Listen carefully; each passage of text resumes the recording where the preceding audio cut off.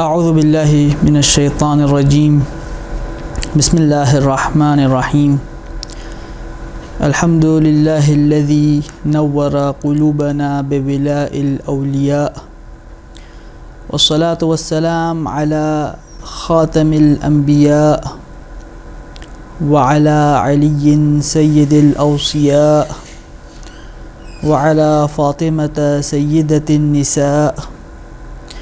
وعلى الحسن صاحب العلم والوفاء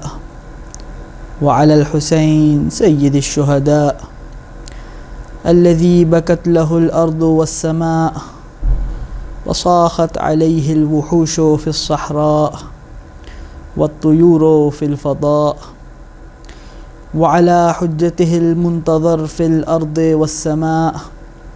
ولعنة الله على قاتليهم الأعداء وظالميهم الاشقیاء اما بعد۔ اے اہل عزا، پھر الم و غم کے دن آئے، پھر تعزیہ و شیون و ماتم کے دن آئے، پھر بے کسی شاہ دو عالم کے دن آئے، پھر آئی قیامت کے محرم کے دن آئے، پھر جن و بشر محو ہوئے آہ و بکا میں، پھر فاطمہ بے تاب ہیں پیاروں کی عزا میں۔ عزاداران سید الشہداء،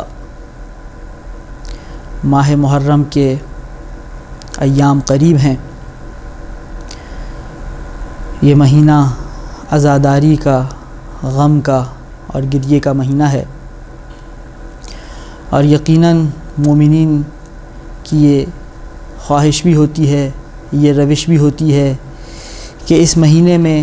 زیادہ سے زیادہ عزاداری کی جائے، بھرپور انداز میں فاطمہ زہرا سلام اللہ علیہا کو ان کے بھرے گلشن کے بکھرنے کی تعزیت اور پرسہ پیش کیا جائے۔ اور یقیناً ہر عبادت کی طرح عزاداری بھی اس انداز میں کی جانی ضروری ہے جس انداز میں خدا اور خدا کے منتخب نمائندوں کی طرف سے ہمیں حکم دیا گیا ہے، اور عزاداری بھی تمام عبادات کی طرح فقط اور فقط خدا اور خدا کے منتخب نمائندوں کو خوش کرنے کے لیے، ان کی رضایت حاصل کرنے کے لیے انجام پانی چاہیے۔ یقیناً اس مقدس عبادت کو ریاکاری سے، اس مقدس عبادت کو ذاتی اغراض سے، شخصی منافع سے دور رکھنا چاہیے، اور یقیناً ایسا اس وقت ہو پائے گا، ہم اس وقت ویسی عزاداری کر پائیں گے جیسی عزاداری سے فاطمہ زہرا خوشنود ہوں، جیسی عزاداری سے محمد مصطفیٰ مسرور ہوں، جیسی عزاداری سے پاک پروردگار ہم سے راضی و خوشنود ہو، کہ جب ہم واقف ہوں اور جانتے ہوں کہ اہل بیت رسالت و طہارت نے عزاداری کس انداز میں انجام دی، ان کی نگاہ میں عزاداری میں بنیادی عنصر یا بنیادی نقطہ کیا ہے جس سے عزاداری بنتی ہے، جس کے نہ ہونے سے عزاداری نہیں کہلائے گی۔ اور جب ہم یہ جان لیں گے کہ اہل بیت رسول خدا کے نزدیک عزاداری کا اساسی رکن، اس کا اساسی عنصر کیا ہے، پھر ہم یہ طے کر سکیں گے کہ کون سی عزاداری ہے اور کون سی عزاداری نہیں، کس مجلس سے اہل بیت خوش ہوں گے اور کس مجلس سے اہل بیت خوش نہیں ہوں گے، کس محفل میں عزاداری کا مقصد پورا ہوتا نظر آ رہا ہوگا اور کون سی محفل اس مقصد سے دور نظر آئے گی۔ لہذا اس گفتگو کے لیے ایک مجلس عزا کے واقعے کو منتخب کیا گیا ہے، جس مجلس عزا کا انعقاد کسی عام گھرانے میں نہیں بلکہ اس گھر میں ہو رہا تھا جو گھر معدن وحی تھا، جس گھر میں وحی کا نزول ہوا کرتا تھا۔ جی ہاں، یہ مجلس عزا بمقام دولت کدہ امام جعفر صادق علیہ الصلاۃ والسلام انجام پا رہی تھی۔ اس مجلس عزا کے واقعے کو آپ کی خدمت میں بیان کرنے کا مقصد یہ ہے کہ ہمیں اس بات کا اندازہ ہو کہ ہمارے چھٹے امام اور عمومی طور پہ ائمہ اطہار کے ہاں عزاداری کے اندر سب سے بنیادی اور اساسی حیثیت کس چیز کو حاصل ہے، اور یقیناً جو بیان ہو رہا ہے وہ صرف ایک واقعہ ہے وقت کی قلت کے پیش نظر، وإلا چھٹے امام کے علاوہ دیگر ائمہ سے بھی ہمیں اسی مفہوم کے، اسی مضمون کے مختلف واقعات ملتے ہیں جنہیں اگر سب کو بیان کیا جائے تو گفتگو طولانی ہو جائے گی، لہٰذا صرف ایک واقعے کے بیان پر اکتفا کیا جا رہا ہے۔ یہ واقعہ کتاب کامل الزیارات میں منقول ہے۔ کتاب کامل الزیارات جعفر بن محمد بن قولوہ القمی کی تحریر کردہ کتاب، جو کہ سن 4 ہجری کے جلیل القدر علماء میں سے ہیں، یعنی آج سے قریب 1000 سال قبل یہ کتاب اس عالم دین نے لکھی، اور شیعہ علماء میں غیبت کبریٰ کے ابتدائی زمانے میں جو بزرگ ترین علماء کا نام آتا ہے ان علماء میں ابن قولوہ القمی شامل ہیں۔ ان کا مزار کاظمین میں امام موسیٰ کاظم اور امام محمد تقی کے مزار کے روضے میں ان کی قبر ان کے شاگرد شیخ مفید کے ساتھ ہے۔ خداوند تبارک و تعالی ہم سب کو زیارات مقامات مقدسہ کی سعادت نصیب فرمائے، اللہ آمین۔ ان جلیل القدر عالم نے یہ عظیم کتاب آج سے 1000 سال قبل لکھی، اور اس کتاب میں یہ واقعہ درج ہے۔ راوی کا نام ابو ہارون مکفوف ہے، اور یہ راوی خود ایک شاعر بھی ہیں۔ چھٹے امام سے یہ روایت نقل کرتے ہیں۔ راوی بیان کرتے ہیں، میں چھٹے امام کی خدمت میں حاضر ہوا۔ چھٹے امام نے مجھ سے مخاطب ہو کے فرمایا، یا ابا ہارون انشدنی فی الحسین علیہ السلام، اے ابا ہارون ہمیں ہمارے جد حسین علیہ السلام کے بارے میں کچھ شعر پڑھ کر سناؤ۔ راوی کہتا ہے فانشدتہ فبکا، راوی کہتا ہے میں نے شعر پڑھے اور مولا نے گریہ فرمایا۔ پھر مولا نے فرمایا انشدنی کما تنشدون، اے ابا ہارون اس طرح شعر مت سناؤ۔ گویا ایسا محسوس ہوتا ہے کہ ابا ہارون ایک خاص انداز میں شعر پڑھا کرتے تھے، ایک خاص رقت کے ساتھ شعر پڑھا کرتے تھے جب بھی کوئی محفل عزا ہوا کرتی تھی۔ اب جب مولا کی خدمت میں حاضر ہیں اور مولا کا حکم ہوا ہے کہ ہمیں شعر سناؤ، تو شاید ابا ہارون نے یہ سوچا ہو کہ اگر میں اس خاص انداز میں سناؤں تو شاید مولا کے لیے برداشت کرنا مشکل ہو، مولا کو بہت زیادہ تکلیف ہو۔ اپنے جد کی یاد ویسے ہی مولا کو ہمیشہ مولا کے لیے غم کا سبب بنتی ہے، کہیں ایسا نہ ہو یہ غم حد سے بڑھ جائے اور میرے مولا کے لیے باعث تکلیف ہو جائے۔ تو ابا ہارون نے اپنے خاص انداز سے ہٹ کر ایک عام انداز میں شعر پڑھے، ایسا محسوس ہوتا ہے روایت کے الفاظ پڑھ کے۔ تو مولا نے حکم دیا انشدنی کما تنشدون، یعنی الرقہ، مجھے ایسے شعر نہ سناؤ، ویسے ہی سناؤ جیسے رقت کے ساتھ تم شعر پڑھا کرتے ہو۔ راوی کہتا ہے کہ میں نے مولا کے حکم کی تعمیل کی اور ایک مرثیہ جو مولا حسین کی مصائب کے حوالے سے کہہ رکھا تھا وہ مولا کو سنانا شروع کیا۔ امرر علی جسد الجدس الحسین وقل اعظمہ الزکیہ، ایک طویل مرثیہ ہے عربی زبان میں کہ جب تم حسین کی ہڈیوں کے پاس سے گزرو تو ان پاک ہڈیوں سے یہ بات کہہ دینا کہ پھر شاعر اپنا تصور پیش کرتا ہے۔ راوی کہتا ہے میں نے یہ مرثیہ پڑھا، مولا نے گریہ کرنا شروع کیا، گریہ بلند ہوتا رہا۔ جب یہ مرثیہ ختم ہوا تو مولا نے حکم دیا ایک اور مرثیہ سنا۔ راوی کہتے ہیں میں نے دوسرا مرثیہ پڑھنا شروع کیا اور گریہ بلند ہوا، یہاں تک کہ پس پردہ موجود خواتین کے گریے کی بھی صدا بلند ہو گئی۔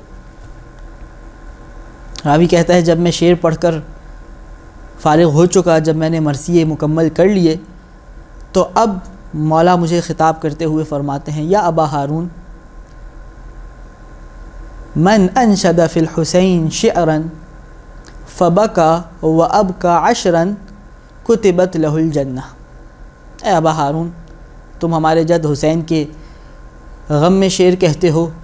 گریہ کرتے ہو، دوسرے بھی گریہ کرتے ہیں، تو آج جعفر صادق سے اپنا انعام سنتے جاؤ کہ جو شخص بھی حسین کے بارے میں کوئی شعر کہے اور وہ شعر پڑھے اور شعر پڑھتے ہوئے وہ خود بھی گریہ کر رہا ہو اور 10 افراد موجود ہوں جو اس کا شعر سن کر گریہ کر رہے ہوں، اس کے لیے جنت لکھ دی جاتی ہے۔ مولا نے یہ جملہ مکمل کیا۔ یقیناً یہ بہت عظیم ثواب ہے کہ ایک شعر پڑھنے والا شعر پڑھے، حسین علیہ السلام کے غم کو بیان کرے اور روئے، اور 10 افراد موجود ہوں جو گریہ کر رہے ہوں، تو اس کے لیے جنت لکھ دی جائے گی۔ لیکن ایسی مجلس عزا کو منعقد کرنے کے لیے کم از کم 11 افراد درکار ہیں، جن میں سے ایک شعر پڑھ رہا ہو اور 10 سن رہے ہوں۔ اے مولا، اگر کبھی زمانہ ایسا ہو کہ 11 افراد دستیاب نہ ہوں تو کیا مجلس نہیں ہو سکتی؟ مولا نے ایک اور جملہ ارشاد فرمایا۔ مولا فرماتے ہیں من انشد فی الحسین شعرا فبکا وابکا خمسۃ کتبت لہ الجنہ۔ اے ابو ہارون، 10 افراد زیادہ ہیں، اگر کوئی شخص میرے جد حسین کے بارے میں کوئی شعر کہے اور خود بھی روئے اور 5 افراد بھی رونے والے ہوں تو ان کے لیے جنت لکھ دی جاتی ہے۔ اے مولا، اس مجلس کے لیے بھی 6 افراد درکار ہیں، کیا 6 افراد سے کم میں مجلس عزا منعقد نہیں ہو سکتی؟ مولا نے ایک اور جملہ ارشاد فرمایا، من انشد فی الحسین شعرا فبکا وابکا واحدا کتبت لہم الجنہ۔ اگر ایک شخص میرے جد حسین کے بارے میں شعر کہے، خود گریہ کرے، کوئی ایک سننے والا ہو جو گریہ کرے، ان دونوں کے لیے جنت لکھ دی جاتی ہے۔ اے مولا، کیا اس کے علاوہ کوئی اور ذریعہ ہے؟ پھر مولا نے ایک اور جملہ ارشاد فرمایا، اور یہ جملے ایک ایک جملہ مولا کا ہمیں سمجھا رہا ہے کہ دیکھو مجلس عزا ایسی ہونی چاہیے۔ مولا فرماتے ہیں وَمَن ذُكِرَ الْحُسَيْنَ عِنْدَهُ، اگر کسی کے پاس حسین کا تذکرہ ہو، کوئی شاعر نہ ہو، کوئی شعر کہنے والا نہ ہو، کوئی شخص ہے جس کے پاس حسین کا تذکرہ ہو رہا ہے، حتیٰ یہ بھی ضروری نہیں کہ تذکرہ کرنے والا کوئی خطیب ہو، کوئی عالم ہو، کوئی مومن ہو، کوئی شیعہ ہو، کوئی دشمن بھی حسین کا تذکرہ کرے، لیکن جس کے پاس تذکرہ ہو رہا ہے اس کا ذہن حسین سید الشہداء کی طرف متوجہ ہو جائے، حسین کے مصائب اس کے صفحہ ذہن پر نقش ہو جائیں، فخرج من عینہ من الدموع مقدار جناح ذباب، اور جب ایک مرتبہ حسین کا تذکرہ سن کر اس کے ذہن میں حسین کی مصیبت تازہ ہو جائے تو یہ بھی ضروری نہیں کہ یہ دھاڑیں مار مار کر گریہ کرنا شروع کرے، ایک مکھی کے پر کے برابر بھی اگر اس کی آنکھوں میں تری آ جائے حسین سید الشہداء کی مصیبت کو یاد کرتے ہوئے، کان ثوابہ علی اللہ، تو اس کے اس عمل کا ثواب اس کائنات میں کوئی نہیں دے سکتا سوائے رب ذوالجلال کے۔ مولا، پھر کیا رب ذوالجلال اس شخص کو اس عمل کا ثواب دے گا؟ وَلَمْ يَرْضَى لَهُ بِدُونِ الْجَنَّةِ، اور جان لو اے ابا ہارون، پاک پروردگار اس عمل کی جزا کے طور پہ جنت سے کم کسی چیز پر راضی نہیں ہوگا۔ اللہ اکبر۔ ایک قطرہ اگر کسی کی آنکھوں میں آنسو کا آ جائے تو پالنے والا جنت سے کم عطا کرنے پر راضی نہیں ہوگا۔ عزاداران سید الشہداء، اس روایت نے ایک بات ہمیں بہت احسن انداز میں سمجھا دی، اور وہ یہ کہ مجلس عزا برپا کرنے کے لیے کبھی بھی تعداد کی کوئی شرط نہیں ہوتی، کثرت معیار نہیں ہے کسی مجلس کے مورد قبول واقع ہونے کا۔ مجلس میں جو بنیادی ترین عنصر ہے وہ یہ ہے کہ ذکر ابا عبداللہ ہو، سننے والے اور ذکر کرنے والوں کا ذہن سید الشہداء کے مصائب کی طرف متوجہ ہو اور ان کی آنکھوں سے آنسو جاری ہو جائیں۔ اگر ایک شخص کسی تنہائی میں کسی گوشے میں بیٹھ کر سید الشہداء کو یاد کر کے آنسو بہا دے تو یہ مجلس ہو گئی، عزاداری ہو گئی۔ عزاداری کا حق، عزاداری میں جو بنیادی رکن ہے وہ متحقق ہو گیا۔ اور اگر کوئی ہزاروں کا مجمع ہو، اس مجمع کو جمع کر لیا جائے، ان کے لیے نیاز کا بھی بندوبست کر لیا جائے، ان کو تبرک بھی کھلا دیا جائے، مشہور ترین خطیب بھی بلا لیا جائے، لیکن جس شخص کی آنکھ اس محفل میں بیٹھ کر نم نہ ہوئی، اس شخص کی عزاداری نہ ہوئی۔ یہ وہ بنیادی رکن ہے عزاداری کا جو مجھے اور آپ کو ہمارے چھٹے مولا و آقا امام جعفر صادق علیہ السلام نے بتلایا۔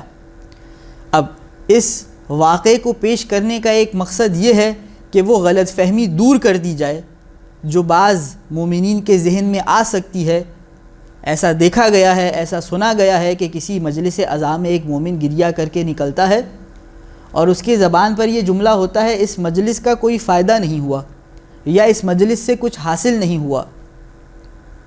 حضور اس مجلس سے جو حاصل ہونا تھا وہ یہی آنسو تھے جو آپ کی آنکھ میں موجود ہیں، جو روز محشر آپ کے تمام گناہ بخشوانے کے لیے کافی ہیں۔ کامل الزیارات میں ہی غالباً یہ روایت بھی درج ہے کہ جو غم حسین میں ذرہ برابر بھی، مفہوم عرض کر رہا ہوں، آنسو بہائے گا، اس کے تمام گناہ بخش کر دیے جائیں گے، چاہے اس کے گناہ سمندروں پہ موجود جھاگ کی مقدار کے برابر ہوں، اتنے کثیر ہوں۔ اور جب گفتگو یہاں تک پہنچ گئی تو یہ بات بھی سنتے جائیے کہ اعتراض کیا جاتا ہے، حضور کیسے ممکن ہے کہ اگر کسی شخص کے اتنے سارے گناہ ہوں تو ایک قطرہ حسین کے غم میں بہنے والا وہ تمام گناہ معاف کروا دے؟ تو جواب یہ عرض کیا جائے گا کہ قبلہ، جو خدا توبہ کرتے ہوئے عجز و انکساری کے ساتھ اگر کوئی شخص ایک آنسو بہا دے اس کے تمام گناہ معاف کرنے کی طاقت و قدرت رکھتا ہے، اس کے تمام گناہ معاف کرنے کا اختیار رکھتا ہے، اس سے یہ اختیار نہ کیجئے کہ وہ سید الشہداء پر گریہ کرنے والے کے گناہ معاف نہ کر سکے۔ اگر توبہ میں اور سجدے میں گریہ کرنے پر خدا گناہ معاف کر سکتا ہے تو مجلس سید الشہداء میں گریہ کرنے پر بھی خدا گناہ معاف کر سکتا ہے۔ اور جب اس نے کہہ دیا کہ وہ گناہ معاف کر دے گا، ان اللہ لا یخلف المیعاد، خدا اپنے وعدے کی خلاف ورزی نہیں کرتا، خدا اپنے وعدے پر قائم و دائم رہتا ہے۔ لہٰذا اس یقین کے ساتھ اور اس اطمینان کے ساتھ عزاداری کیجیے کہ یہ عزادار جب گریہ کرتا ہے تو اس کے گناہ خدا معاف کر دے گا۔ ہاں، یہ ایک دوسرا مرحلہ ہے کہ آگے مزید گناہ نہ کرنا اس عزادار کا اپنا فرض ہے۔ اگر کچھ پچھلے گناہوں کا مکافات رہ گیا ہے اسے ادا کرنا اس عزادار کا اپنا فرض ہے، لیکن جو گناہ سرزد ہوئے ہوں گے یقیناً خداوند تبارک و تعالی سید الشہداء کی عظمت اور ان کی قربانی کے صدقے میں ان عزاداروں کے گناہوں کو معاف فرمائے گا۔ اور اس بات کو بھی مد نظر رکھیے کہ عزاداری کا بنیادی رکن وہ آنسو ہیں جو میری اور آپ کی آنکھوں سے جاری ہوں، جو ان مصائب کو سننے کے بعد جاری ہوں جو مصائب سید الشہداء پر ڈھائے گئے، جنہیں علماء نے اپنی معتبر کتب میں نقل کیا۔ اگر میں کسی مجلس میں شریک ہوں اور مستند مصائب سن کر گریہ کروں تو یہ جملہ میرا کہنا کہ اس مجلس سے کوئی فائدہ نہیں ہوا، اس کا مطلب یہ ہے کہ میں عزاداری کے مفہوم سے ناواقف ہوں۔ ہاں، آپ یہ کہہ سکتے ہیں کہ اگر اس مجلس میں آپ کے علم میں آپ کے علمی خزانے میں کسی نقطے کا اضافہ نہ ہوا ہو تو آپ کہہ سکتے ہیں کہ اس مجلس کو سننے کے بعد میرے علم میں اضافہ نہیں ہوا، لیکن آپ یہ نہیں کہہ سکتے کہ اس مجلس کا کوئی فائدہ نہیں ہوا، آپ یہ نہیں کہہ سکتے کہ یہ مجلس بیکار ہے، آپ یہ نہیں کہہ سکتے کہ اس مجلس میں عزاداری نہیں ہوئی۔ عزاداری آپ کا آنسو بہتے ہی ہو گئی، جو کہ مجلس کا بنیادی ترین مقصد تھا۔ ہاں، کچھ اور فوائد مجلس عزا سے حاصل ہو سکتے ہیں، ممکن ہے وہ بعض مجالس سے حاصل ہو رہے ہوں اور بعض مجالس سے حاصل نہ ہو رہے ہوں۔ اس بات میں فرق ضروری ہے کہ مقصد اور غرض اور ہوتا ہے، فائدہ اور ہوتا ہے۔